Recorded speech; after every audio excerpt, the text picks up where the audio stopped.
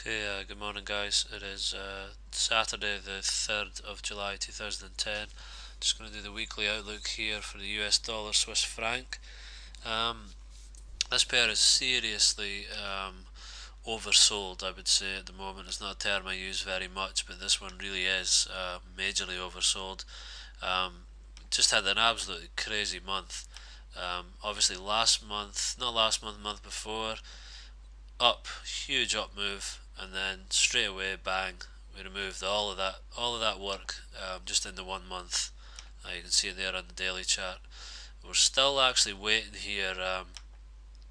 Incidentally, as well, the TDF again called it pretty well. Really is doing quite well on the dailies. Obviously, didn't get that one called, but I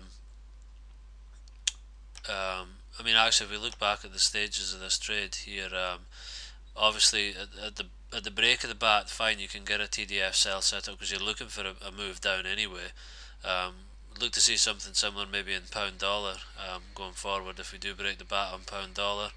Um, so yeah, looking for a retracement here. So this one's fine, but on this one you wouldn't touch it because obviously we're into the longer term buy setup here. We're into the buy trade here, so you wouldn't touch this one at all. You make the first target here. This is the first target on the daily trade, and then the second target's up here. So you wouldn't touch this one either. But after you've made the second target, possibly. I mean, I don't sell the second target, but it does tell me that I take the Fibos off and that's it. The daily trade's finished here.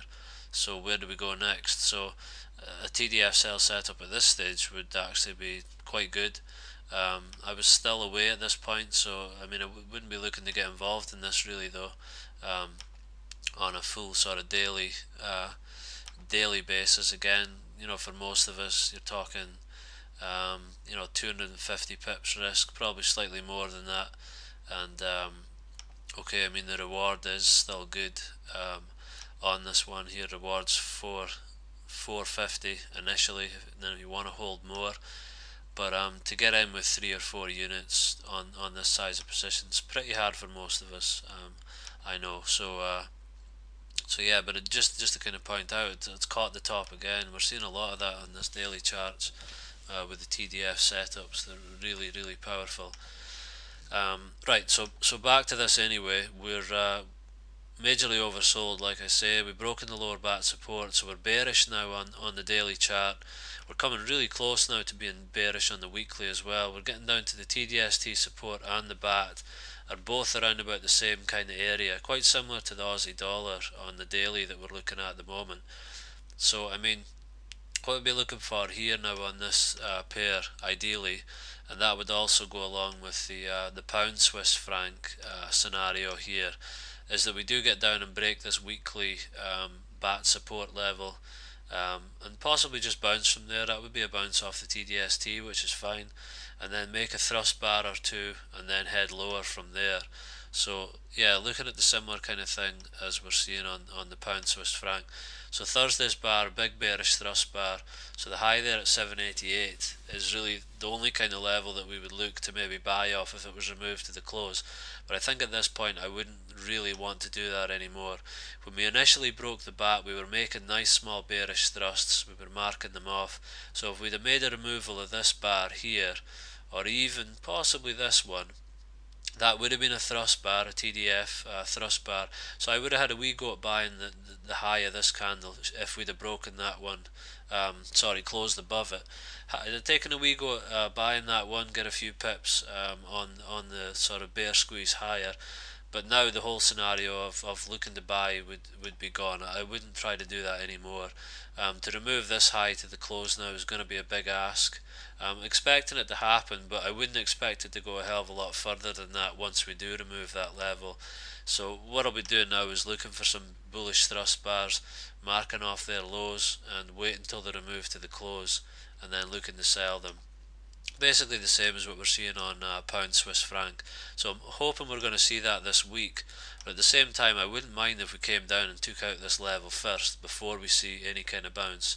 And in the whole kind of structural term, in the whole structure of the market, that would probably be the best scenario. If we could just come and confirm the bearish scenario here on the weekly, and then take a good bear squeeze higher and get involved on the daily and the weekly on this one, looking at sort of longer term moves possibly. If I just kind of add the bat, let's just say we moved it to here, so we could get possible moves down to the 93 level initially, as we can see there. So yeah, so interesting developments going on in this market at the moment, but we'll probably have to wait, maybe not even this week, before we get involved in this trade, I would say. So so yeah, so initially this week we'll just wait to see what happens, but it's setting up in a similar way to the pound Swiss franc, so that's good to see both of them doing the same things. And again, this would back up an overall bounce in the euro against the US dollar as well, because they're pretty good opposites in the correlation terms. Although we've seen the US chief coming off a hell of a lot without US dollar really going up, euro US dollar really going up. It's not gone up as much as this, as severe as this, but it is making progress. So I mean, possibly we might start to see a bounce in this US dollar chief once the euro US dollar breaks the upper bat support, upper bat resistance, because at that point we'd obviously look for a move down in the euro US dollar briefly, so we'll be looking for a move up briefly in the US dollar chief to get involved in both trades, short US dollar chief, long euro US dollar. So that looks like it's going to be the play in the next week or two. So we'll see if that comes off, guys. Okay, cheers.